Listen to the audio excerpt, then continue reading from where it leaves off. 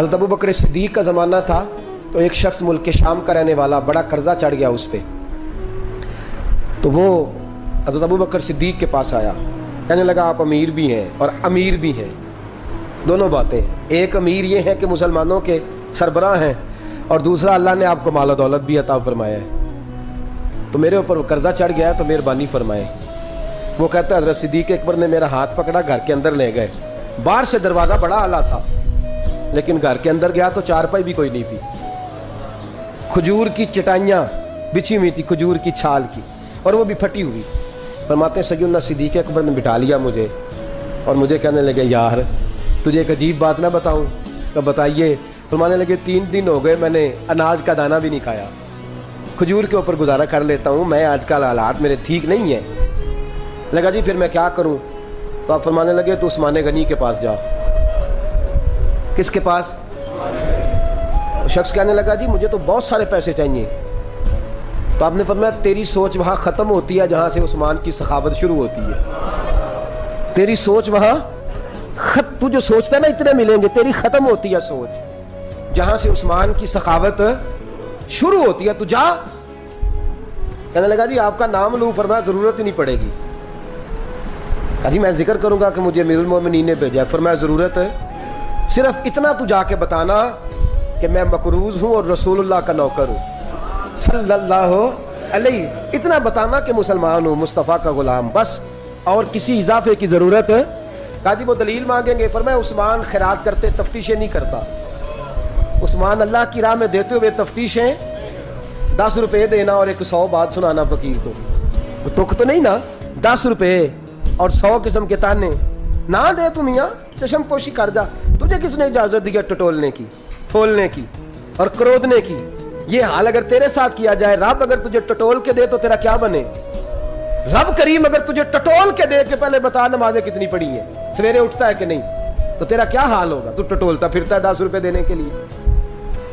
حضرت عثمان غنی کی عادت نہیں، وہ شخص کہتا ہے میں چلا گیا، پوچھتا پچھاتا دروازے پہ پہنچا، دروازے پہ دستک دی تو حضرت عثمان غنی کے اندر سے بولنے کی آواز ہے، اپنے بچوں کو ڈانٹ رہے ہیں، کہتے ہیں یار تم لوگ شہد کے اندر، دودھ کے اندر شہد ملا کے پیتے ہو، خرچہ تھوڑا کم کرو، اتنا خرچہ تم نے بڑھا دیا ہے، تم دودھ کے اندر دودھ بھی میٹھا شہد بھی میٹھا، ایک چیز کھا لو، کو بیمار ہو 2 چیزیں استعمال کرتے ہو۔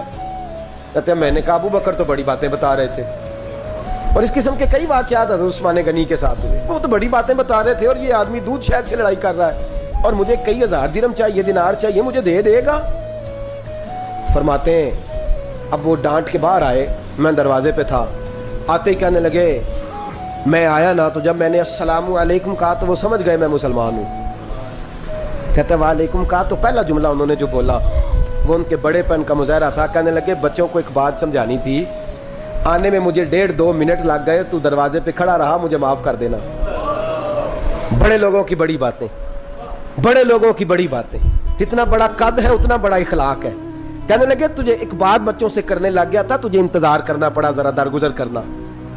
کہتے ہیں پھر انہوں نے دروازہ کھولا، جو اس وقت ان کا ماحول تھا، حویلی کا، ڈرائنگ روم کا، جو بھی، مجھے بٹھایا۔ کہتے ہیں میرے لیے جو پہلی چیز آئی وہ دودھ کے اندر شہد ڈال کے وہ لائے۔ کہتے ہیں میرے دل میں خیال آیا گھر میں جھگڑا کر رہے تھے، مجھے پلایا، اس کے بعد کھجوروں کا حلوہ آ گیا۔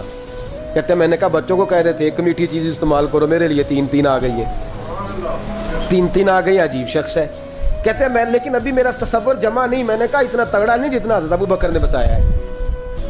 کہتے ہیں کھلا پلا کے نا پھر پوچھنے لگے کیسے آئے ہو، کیسے آئے ہو؟ تو کہتے ہیں میں نے کہا کہ جناب میں مجبور ہوں، آج بہت سارے لوگ ہیں نا جن کے پاس کسی کی بات سننے کا ٹائم ہی نہیں، کہتے ہیں موٹی موٹی بات کریں، آخری۔ حضرت عثمان غنی پوری کھلا پلا کے کہنے لگے کیسے آنا ہوا؟ کہتے میں نے کہا جی میں مسلمان ہوں، ملک کے شام کے مضافات کے ایک گاؤں کا رہنے والا ہوں، کچھ کاروباری مشکلات آئیں تو میں مقروض ہو گیا، میرے اوپر قرضہ ہے، مجھے کچھ پیسوں کی حاجت ہے۔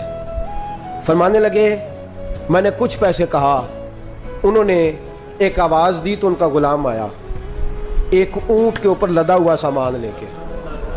کس کے اوپر؟ اونٹ کے اوپر۔ کہتا ہے مجھے 3000 اشرفیوں کی ضرورت تھی، میں نے بتایا نہیں 3000 چاہیے۔ اونٹ آیا تو حضرت عثمان غنی کہنے لگے اس اونٹ پر तेरे लिए, तेरे घर वालों के लिए मैंने कपड़े भी रखवा दिए, खाना भी रखवा दिया और 6000 अशरफियाँ भी रखवा दिए। तू पैदल आया है तो अब ऊँट लेके जा। कहते मैंने कहा हुजूर ऊँट वापस कौन करने आएगा? कहने लगे वापस करने के लिए दिया ही नहीं तो तोहफा है, तू ले जा। कहते मैं कहाँ से चला था ढूंढता और मदीने में आया, और जब मदीने में आया तो फिर अल्लाह ने झोली भर के अता फरमाया। कहते मेरी आंखों में आंसू आ गए और मैंने कहा हुजूर आपने तो मेरी ज़रूरत से कहीं बढ़ के नवाज दिया है, मुझे माफ़ कीजिएगा। मैं सोच रहा था कि दूध शायद पे घर में लड़ाई हो रही है। आप फरमाने लगे रब ने जो मुझे पैसे दिए हैं इसलिए नहीं दिए कि मेरी औलादे मौज मस्ती करती फिरे, मेरे मालिक ने मुझे नवाजा है ताकि मैं मोहम्मद अरबी की उम्मत की नौकरी करूं सल्लल्लाहु अलैहि। ये सखावत का हाल। फरमाते मैंने नहीं बताया कि मुझे सैयदना सिद्दीक अकबर ने भेजा है। फरमाते मैं दरवाजे तक गया तो मैंने कहा शुक्रिया, जज़ाकल्लाह, आपकी मेहरबानी। तो मुस्कुरा के फरमाने लगे मेरा शुक्रिया अदा ना कर, अबू बकर सिद्दीक का कर। मेरा ना शुक्रिया अदा कर, शुक्रिया अबू बकर सिद्दीक का जिसने तुझे ये रास्ता दिखाया है।